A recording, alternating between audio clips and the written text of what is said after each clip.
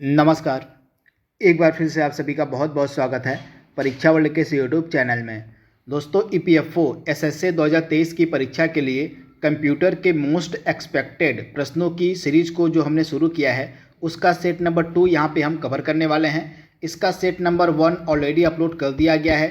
अगर आपने set number 1 नहीं देखा तो उसको आप देख लीजिएगा। सेट नंबर 1 में हमने 20 बेहतरीन कंप्यूटर के प्रश्नों को कवर करवाया है तथा सेट नंबर 2 में आज हम फिर से कंप्यूटर के 20 प्रश्नों को यहाँ पे कवर करने वाले हैं। जैसा कि आप सभी को पता है, आपके ईपीएफओ एसएससी 2023 की परीक्षा में 10 प्रश्न जो है आपके कंप्यूटर से पूछे जाएंगे। तो इन 10 प्रश्नों की जो कंप्लीट तैयारी है इस सीरीज़ के माध्यम से आपको करवाई जाएगी।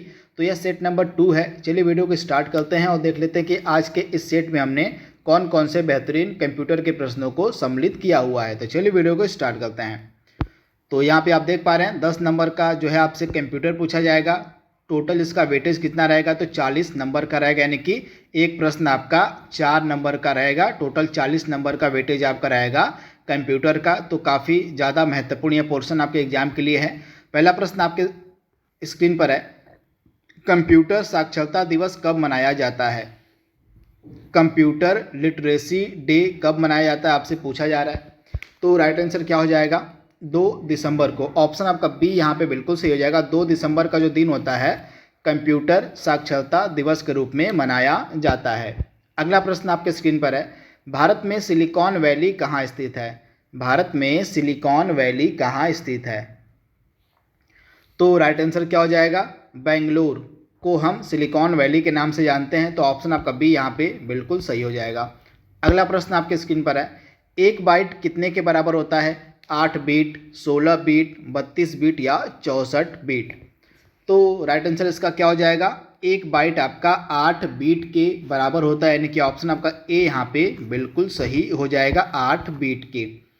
चौथा प्रश्न आपके स्क्रीन पर है, भारत में निर्मित प्रथम कंप्यूटर कौन सा था। यहाँ पे प्रथम कंप्यूटर की बात हो रही है कि भारत में निर्मित पहला कंप्यूटर कौन सा था। तो राइट आंसर क्या हो जाएगा आपका, सिद्धार्थ। ऑप्शन आपका ए यहाँ पे बिल्कुल सही हो जाएगा। सिद्धार्थ जो है भारत में निर्मित पहला कंप्यूटर था।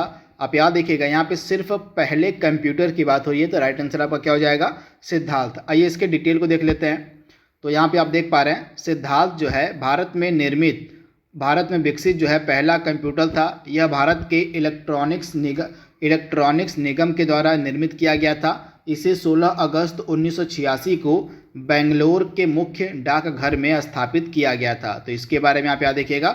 वहीं भारत में निर्मित पहला सुपर कंप्यूटर कौन था, तो परम। आप याद देखिएगा, अगर सुपर कंप्यूटर पूछ ले तो भारत में निर्मित पहला सुपर कंप्यूटर था परम। तो दोनों आपको याद रखना है। अगर सिर्फ पहला कंप्यूटर पूछ ले, यानी कि भारत में विकसित पहला कंप्यूटर कौन था, तो राइट आंसर आपका सिद्धार्थ हो जाएगा।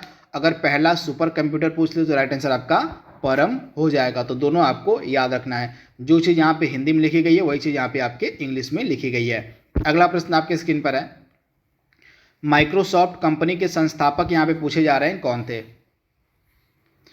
तो आप याद रखिएगा, माइक्रोसॉफ्ट कंपनी के संस्थापक आपके पॉल एलन और बिल गेट्स दोनों हो जाएंगे, यानी कि ऑप्शन आपका डी यहाँ पे बिल्कुल सही हो जाएगा, पॉल एलन और बिल गेट्स। तथा इसकी स्थापना कब की गई थी, 1975 में जो है माइक्रोसॉफ्ट कंपनी की स्थापना की गई थी। अगला प्रश्न आपके स्क्रीन पर है, ओरेकल क्या है। ओरेकल के बारे में यहाँ पे पूछा गया है कि ओरेकल क्या है। तो आप याद देखिएगा, एक डेटाबेस सॉफ्टवेयर कंपनी आपकी ओरेकल है। तो इसके बारे में आप याद देखिएगा, ओरेकल जो है एक डेटाबेस सॉफ्टवेयर कंपनी है। तो ऑप्शन आपका सी यहाँ पे बिल्कुल सही हो जाएगा। अगला प्रश्न आपके स्क्रीन पर है, विंडोज सॉफ्टवेयर का निर्माण किसके द्वारा किया गया था। तो काफ़ी सिंपल सा प्रश्न है। राइट आंसर क्या हो जाएगा, माइक्रोसॉफ्ट के द्वारा। तो आप याद देखिएगा, विंडोज सॉफ्टवेयर का जो निर्माण है माइक्रोसॉफ्ट के द्वारा किया गया था। तो ऑप्शन आपका बी यहाँ पे बिल्कुल सही हो जाएगा। अगला प्रश्न आपके स्क्रीन पर है, विश्व में सर्वाधिक कंप्यूटरों वाला देश कौन सा है, यानी कि सबसे अधिक मात्रा में जो कंप्यूटर हैं आपको किस देश में देखने को मिलेंगे। प्रेजेंट टाइम की यहाँ पे बात हो रही है। तो राइट आंसर क्या हो जाएगा, अमेरिका में, यानी कि ऑप्शन आपका सी यहाँ पे बिल्कुल सही है। वर्तमान में अमेरिका जो है सर्वाधिक कंप्यूटरों वाला देश है। अगला प्रश्न आपके स्क्रीन पर है, पहला संक्रियात्मक इलेक्ट्रॉनिक अंकीय कंप्यूटर कौन सा है। तो आप याद देखिएगा, पहला संक्रियात्मक इलेक्ट्रॉनिक अंकीय कंप्यूटर कौन सा था? तो ENIAC था, यानी कि ऑप्शन आपका ए यहाँ पे बिल्कुल सही हो जाएगा, ENIAC। इसके बारे में ये जान लेते हैं।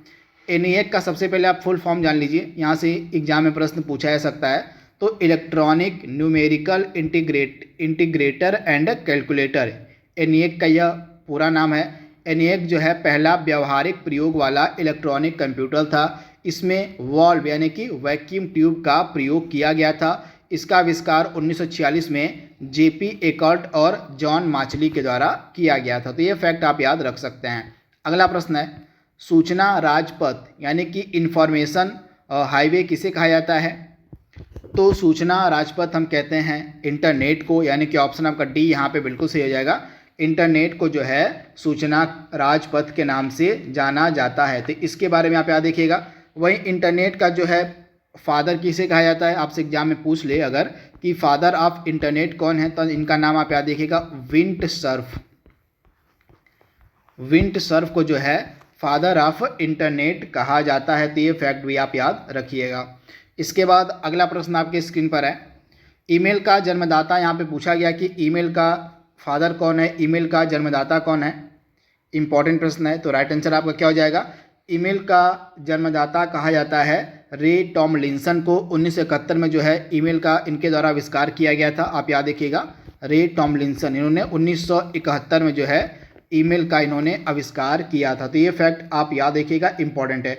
इसके अलावा एक चीज़ आप ध्यान दीजिएगा, ईमेल में जो आपका @ का इस्तेमाल होता है, ईमेल में जो आपका @ इस्तेमाल होता है, इसका आविष्कार भी रे टॉमलिंसन ने किया था। लेकिन वर्ष आपका हो जाएगा 1972, यानी कि 1972 में रे टॉमलिंसन के द्वारा @ और चिन्ह का जो है इस्तेमाल यानी कि जो है पहली बार आविष्कार किया गया था। तो ये फैक्ट भी आप याद रखिएगा। अगला प्रश्न आपके स्क्रीन पर है, इंटरनेट के क्षेत्र में www का प्रयोग किसके लिए किया जाता है? यानी कि www का फुल फॉर्म यहाँ पे पूछा गया है। तो इसका फुल फॉर्म क्या होता है? वर्ल्ड वाइड वेब, यानी कि ऑप्शन आपका यहाँ पे बी जो है बिल्कुल सही हो जाएगा। तथा इसका आविष्कार किसके द्वारा किया गया था? तो वर्ल्ड वाइड वेब का आविष्कारक हम किसको मानते हैं? तो टिम बर्नर्स-ली को। तो इसके बारे में भी आप याद रखिएगा। तो ऑप्शन आपका बी यहाँ पे बिल्कुल सही हो जाएगा। अगला प्रश्न आपके स्क्रीन पर है, रैम का पूरा नाम यहाँ पे पूछा गया कि रैम का पूरा नाम क्या होता है? तो रैंडम एक्सेस मेमोरी, आप याद रखिएगा, रैंडम एक्सेस मेमोरी जो है पूरा नाम होता है आपके रैम का, यानी कि ऑप्शन आपका ए यहाँ पे बिल्कुल सही हो जाएगा। अगला प्रश्न आपके स्क्रीन पर है, www के आविष्कारक यहाँ पे पूछे गए हैं। तो मैंने आपको अभी अभी इसके बारे में बताया है कि वर्ल्ड वाइड वेब यानी कि www के आविष्कारक माने जाते हैं टिम बर्नर्स-ली, यानी कि ऑप्शन आपका ए यहाँ पे बिल्कुल सही हो जाएगा। अगला प्रश्न है, भारत का पहला कंप्यूटरीकृत डाकघर कौन सा है? तो आप याद रखिएगा, भारत का पहला कंप्यूटरीकृत डाकघर कौन सा था? तो नई दिल्ली था। ऑप्शन आपका ए यहाँ पे बिल्कुल सही हो जाएगा, ऑप्शन ए। तो इसके बारे में आप याद रखिएगा। 16वां प्रश्न आपकी स्क्रीन पर है, कंप्यूटर में पासवर्ड किससे हमारी सुरक्षा करते हैं? जो कंप्यूटर में हम पासवर्ड लगाते हैं, तो पासवर्ड जो होते हैं कंप्यूटर की किससे सुरक्षा करते हैं? तो आप याद रखिएगा, अनऑथराइज्ड एक्सेस से। आप याद रखिएगा, तंत्र के अनधिकृत अभिगमन से, यानी कि from unauthorised access to the system से जो है आपके सुरक्षा प्रदान करते हैं पासवर्ड, यानी कि ऑप्शन आपका यहाँ पे बी जो है बिल्कुल सही हो जाएगा। सिंपल सी चीज़ आप याद रखिएगा कि जो अनऑथराइज्ड एक्सेस होता है उससे सुरक्षा प्रदान करते हैं पासवर्ड। तो इसके बारे में आप याद रखिएगा। अगला प्रश्न आपके स्क्रीन पर है, 17वां प्रश्न, स्पैम शब्द का प्रयोग किससे रिलेटेड है? स्पैम का प्रयोग जो है किस फील्ड में किया जाता है? तो स्पैम शब्द का प्रयोग जो है कंप्यूटर से रिलेटेड, यानी कि ऑप्शन आपका यहाँ पे ए जो है बिल्कुल सही हो जाएगा, कंप्यूटर से रिलेटेड है। अगला प्रश्न है, भारत में विकसित परम जो भारत का पहला सुपर कंप्यूटर था, इसका किस संस्थान ने विकसित किया था? आपसे पूछा जा रहा है, परम सुपर कंप्यूटर का जो विकास है किस संस्थान के द्वारा किया गया था? तो राइट आंसर क्या हो जाएगा? CDAC पुणे। ऑप्शन आपका यहाँ पे जो ए है बिल्कुल सही हो जाएगा। CDAC पुणे के द्वारा जो है भारत का जो सुपर कंप्यूटर था परम, उसको विकसित किया गया था। तो ऑप्शन आप ए याद रखिएगा, CDAC पुणे। अगला प्रश्न आपके स्क्रीन पर है, ALU का पूरा नाम यहाँ पे पूछा गया आपसे, ALU का पूरा नाम क्या होता है? तो ALU का पूरा नाम क्या हो जाएगा? अर्थमेटिक लॉजिकल और लॉजिक यूनिट, यानी कि ऑप्शन आपका ए यहाँ पे बिल्कुल सही हो जाएगा। अर्थमेटिक लॉजिक यूनिट जो है ALU का पूरा नाम होता है। आज के सेशन का लास्ट प्रश्न आपके स्क्रीन पर है। सामान्य रूप से प्रयुक्त किए जाने वाला कंप्यूटर इसमें से कौन सा, यानी कि सबसे कॉमनली यूज होने वाला जो कंप्यूटर है वर्तमान में वो कौन सा है? तो सामान्य रूप से प्रयोग किया जाने वाला आपका वर्तमान में कंप्यूटर हो जाएगा डिजिटल कंप्यूटर, यानी कि ऑप्शन आपका बी यहाँ पे बिल्कुल सही हो जाएगा। जो आजकल डिजिटल कंप्यूटर हैं इनका जो है सामान्य रूप से बहुत ज़्यादा प्रयोग किया जाता है, तो आप याद रखिएगा डिजिटल कंप्यूटर आपका राइट आंसर हो जाएगा। तो इस प्रकार से आज का जो सेट नंबर 2 था इसमें हमने 20 और बेहतरीन प्रश्नों को कवर कर लिया है। आई होप यह सीरीज आपके लिए फ़ायदेमंद होगी, आपके EPFO SSC परीक्षा 2023 के लिए फ़ायदेमंद होगी। तो इसी उम्मीद के साथ इस वीडियो को यहीं पे विराम देते हैं। तब तक के लिए thank you, thanks for watching, thank you.